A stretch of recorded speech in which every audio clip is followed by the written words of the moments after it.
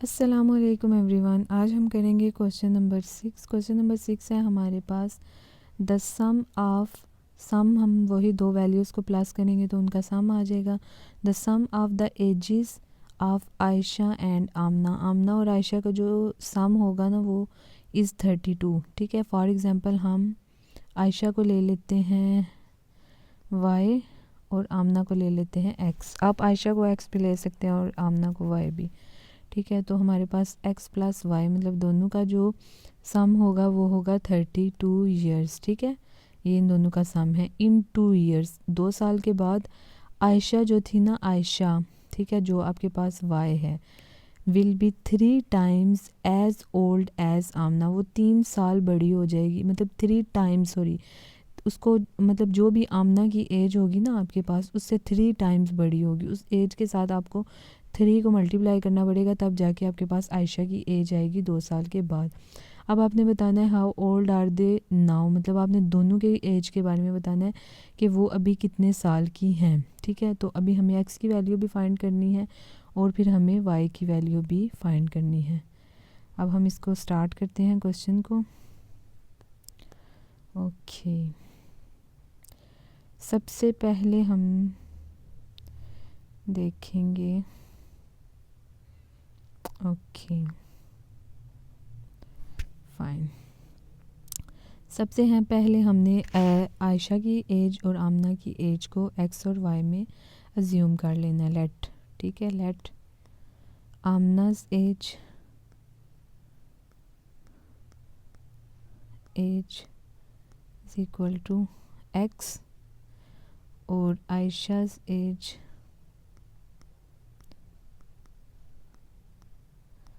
Is equal to y. ठीक है। दोनों की एज को हम ले लेते हैं एक्स प्लस वाई। अब हमारे पास आपने देखना है कि हमारे पास दो कंडीशंस हैं। ठीक है। फर्स्ट कंडीशन में हमारे पास क्या था कि Ayesha and Amna is 32 years old. ठीक है, ये हमारी फर्स्ट कंडीशन। और सेकंड कंडीशन हमारे पास क्या है, in 2 years Ayesha will be 3 times as old as Amna. ठीक है। हम इसकी पहले फर्स्ट कंडीशन लेंगे। ठीक है। Okay, according to first condition. ठीक है। फर्स्ट कंडीशन के मुताबिक, अकॉर्डिंग टू फर्स्ट कंडीशन, ठीक है, x plus y is equal to 32 years. ठीक है। दोनों किसके कितने इक्वल्स हैं, दोनों की एज को मिला के 32 ईयर्स। अब हमने इसको अज्यूम कर लेना है इक्वेशन 1। ठीक है, ये इक्वेशन 1। ठीक है। उसके बाद आफ्टर 2 ईयर्स, आफ्टर 2 ईयर्स 2 साल के बाद आमनाज एज, आमना को हमने क्या लिया था x। ठीक है। Amna's age is equal to x plus 2, दोनों की 2-2 साल बढ़ेगी और आयशा की भी। ठीक है। आयशा को हमने क्या लिया था एज y, आयशा y प्लस 2। ठीक है। अब हमने क्या करना है, अब हमारे पास सेकंड कंडीशन क्या थी, सेकंड कंडीशन थी हमारी, हम इसको दोबारा से चेक कर लेते हैं। सेकंड कंडीशन थी हमारी इन 2 ईयर्स आयशा जो है आपके पास will be 3 times as old as Amna. Amna से 3 साल बड़ी, 3 टाइम्स बड़ी होगी। ठीक है। 3 टाइम्स मतलब 3 से मल्टीप्लाई करना है उसको। तो हम इसको ले लेते हैं सेकंड कंडीशन को। अकॉर्डिंग इसको हम अकॉर्डिंग टू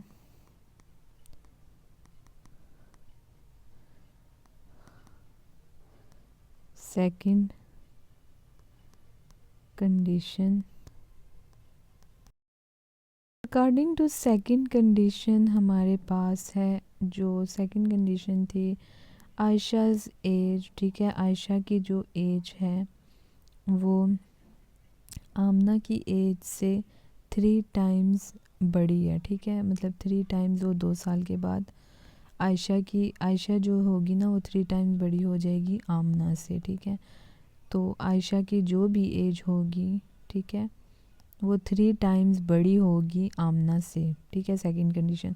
तो इसकी हम इक्वेशन किस तरह से बनाएंगे, y, एक second, y plus 2 is equal to 3 times, ठीक है, x प्लस 2, ठीक है, इस तरह से हम इसकी इक्वेशन बनाएंगे, ठीक है।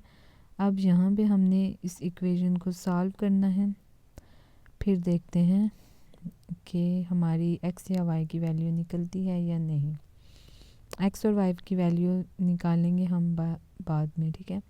अब हमने क्या करना है, सबसे पहले हम x और y, इसको 3 को y plus 2 is equal to 3 को हम इसके साथ मल्टीप्लाई करेंगे, 3x प्लस 3 2 ज़ा 6। अब हम x और y की वैल्यूज़ एक साइड पे कर देंगे, 3x is equal to 6 minus 2, ठीक है। तो हमारे पास आ जाएगा y minus 3x is equal to 6 में से 2 निकालेंगे तो 4, ठीक है। अब हम क्या करेंगे कि हम इसको ले लेंगे एज सेकंड इक्वेशन, ठीक है। एक इक्वेशन हमारी फर्स्ट वाली ये है और फिर हमारी सेकंड इक्वेशन ये है। अब हमने क्या करना है, अब हमने चूँकि हमें एक x या y की वैल्यू निकालनी है, तो हम क्या करेंगे कि हम इसको पहले हमने इस तरह से लिख लेते हैं, 3x minus 3x plus y is equal to 4, ठीक है। तो अब हम क्या करेंगे, सब्ट्रैक्ट करेंगे सेकंड फ्रॉम फर्स्ट, ठीक है, क्योंकि हमें x की या y की वैल्यू निकालनी है। सब्ट्रैक्ट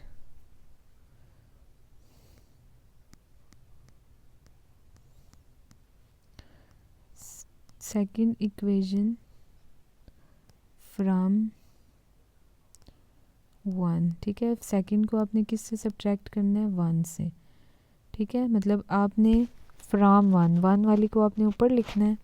1 इक्वेशन हमारे पास ये है, ठीक है, ये इसको हम ऊपर लिखेंगे, ओके,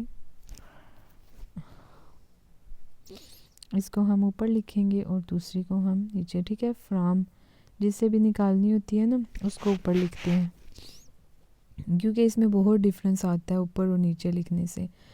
क्योंकि नीचे वाली जो वैल्यू होती है ना, अलजेब्रा में जब हम प्लस माइनस करते हैं तो हम नीचे वाली जो वैल्यू होती है उसके साइंस चेंज करते हैं, ठीक है, -3x और यहाँ पे हमारे पास है प्लस y, ठीक है। ये हमारी इक्वेशन हो जाएगी 1, ठीक है। अब हमने सब्ट्रैक्ट करना है, तो सब्ट्रैक्ट करने के लिए हमने पहले साइंस चेंज करने हैं, तो इसको हम सब्ट्रैक्ट करते हैं, ये और ये कट जाएगा, तो यहाँ से 3 और ये 4x हो जाएगा, ठीक है। और यहाँ से हम माइनस करेंगे तो हमारे पास रह जाएगा 32 में से वो निकालेंगे तो हमारे पास 4 निकालेंगे तो हमारे पास 28 बच जाएगा, ठीक है। तो अब हमारे पास क्या आ गया है, 4x इज़ इक्वल टू 28, ठीक है। अब हम यहाँ से इजीली x की वैल्यू निकाल सकते हैं, तो 28 डिवाइडेड बाय 4 और 1 ज़ा 4 4 7 ज़ा, तो हमारे पास x की वैल्यू होगी 7, ठीक है। अब हमारे पास x की वैल्यू आ गई है, अब हमने y की वैल्यू निकालनी है, तो अब हम y की वैल्यू, x की वैल्यू क्या है हमारे पास, x हमारे पास था यहाँ पे आमना, ठीक है। तो आमना की एज क्या है, 7 ईयर्स, ठीक है। Amna's as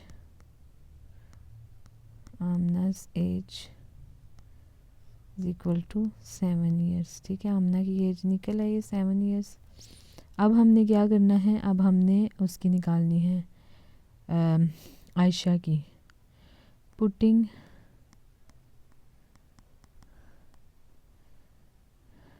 x value in, अब हम ना यहाँ पे जो इक्वेशन 1 है हमारे पास, उसमें हम x की वैल्यू पुट करेंगे तो हमारे पास y की वैल्यू आ जाएगी, x वैल्यू इन इक्वेशन 1, ठीक है। तो इक्वेशन 1 थी हमारे पास x plus y is equal to 32 years, तो x की वैल्यू है 7 plus y is equal to 32 years. अब y ऐसे ही रहेगा और 7 उधर जाके माइनस हो जाएगा, ठीक है। 7 माइनस करेंगे तो हमारे पास y की वैल्यू आ जाएगी 25, ठीक है। तो आयशा की एज क्या होगी, हेंस आमना's एज